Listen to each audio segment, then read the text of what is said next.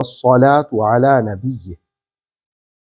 بدر کیا ہے، اس کی حقیقت اور یہ کہاں پر واقع ہے، سورہ آل عمران کی آیت نمبر 123 کے ضمن میں جانتے ہیں۔ وَلَقَدْ نَصَرَكُمُ اللَّهُ بِبَدْرٍ، اور اللہ نے تمہاری مدد فرمائی بدر میں۔ وَأَنْتُمْ أَذِلَّةٌ، تم بے سر و سامانی کے عالم میں تھے۔ فَاتَّقُوا اللَّهَ، اللہ سے ڈرو۔ لَعَلَّكُمْ تَشْكُرُونَ، تاکہ تم شکر گزار بن جاؤ۔ غزوہ احد کے بعد مسلمانوں کو جس وقت حوصلے پست ہوئے اور 70 شہید، بہت سے زخمی، تو اس ماحول میں اللہ رب العالمین نے مسلمانوں کے اندر ہمت اور حوصلہ پیدا کرنے کے لیے ان کو یاد دلایا، وَلَقَدْ نَصَرَكُمُ اللَّهُ بِبَدْرٍ، یاد کرو نا، اللہ نے تمہیں بدر میں فتح دی تھی۔ یہ بدر حق و باطل کی تاریخ کا پہلا معرکہ ہے۔ مدینہ طیبہ سے جنوب مغرب میں 150 کلومیٹر کے فاصلے پر یہ بیضوی شکل کا میدان، جس کی لمبائی 5 میل، 5.5 میل اور چوڑائی 4 میل ہے، اس کے ارد گرد پہاڑ ہے۔ یاقوت ہموی لکھتے ہیں موجم البلدان میں کہ بدر جو ہے یہ وادی یلیل میں واقع ہے۔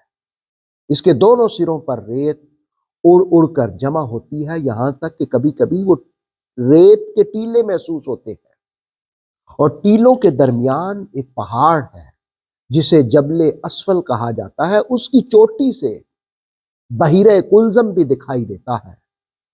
اچھا، مقامی لوگ اس کو نا بدر کو بدرو کہتے ہیں۔ یہ گاؤں بھی ہے جہاں ایک مسجد واقع ہے۔ علامہ قرطبی نے لکھا کہ بدر دراصل ایک کنویں کا نام ہے جس کی وجہ سے شہر کا نام معروف ہو گیا، اور علامہ شابی فرماتے ہیں کہ قبیلہ جہینہ کا ایک شخص تھا جس کا نام بدر تھا، اور وہی اس کنویں کا مالک تھا، اسی کے نام کی وجہ سے اس کنویں کا نام بھی معروف ہو گیا بدر۔ تو اللہ رب العالمین نے مسلمانوں کو یاد دلایا کہ بدر میں تو تم تھوڑے تھے، بے سر و سامان بھی تھے، کافروں کی تعداد زیادہ تھی، مشرکین کثیر تعداد میں تھے، لیکن اللہ نے تمہیں فتح دی ہے۔ آج اگر تم نے اس وادی کو چھوڑا جہاں پر رسول اللہ صلی اللہ تعالی علیہ وسلم نے فرمایا تھا کہ جب تک میرا حکم نہ آئے تم نے نہیں چھوڑنا، لیکن تم نے جگہ کو چھوڑ دیا اور مخالفین نے حملہ کیا جس سے تمہیں نقصان پہنچا، اور وہ خوشی کے شادیانے بجاتے ہوئے جس وقت مکہ کی طرف لوٹ رہے تھے، تو ابو سفیان سمیت کسی نے شہ دلائی، اور شرارت سوجتے ہی وہ لوگ جب دوبارہ واپس لوٹے تو رسول پاک صلی اللہ تعالی علیہ وسلم نے یہ آیت سنا کر کے، بدر کا حوالہ دے کر کے مسلمانوں کی جمعیت کو مجتمع کیا اور ان کے تعاقب کا فیصلہ کیا۔ جب تعاقب کا فیصلہ کیا پھر وہ نظر نہ آئے، مکہ پہنچ گئے۔ پھر تو اللہ رب العالمین نے مسلمانوں کو وہ فتح یاد دلا کر ہمت پیدا کی، حوصلہ پیدا کیا، اور ساتھ ہی کہا فاتقوا اللہ، مسلمانوں اللہ سے ڈرو، اللہ سے ڈرو، تقوی اختیار کرو، لعلکم تشکرون، تاکہ تم شکر گزار بن جاؤ۔ حضرت علی المرتضیٰ کرم اللہ وجہ الکریم نے عرض کیا تھا، یا رسول اللہ صلی اللہ تعالی علیہ وسلم، میدان میں بھی ہمیں تقوی اور شکر سمجھ آ گیا ہے۔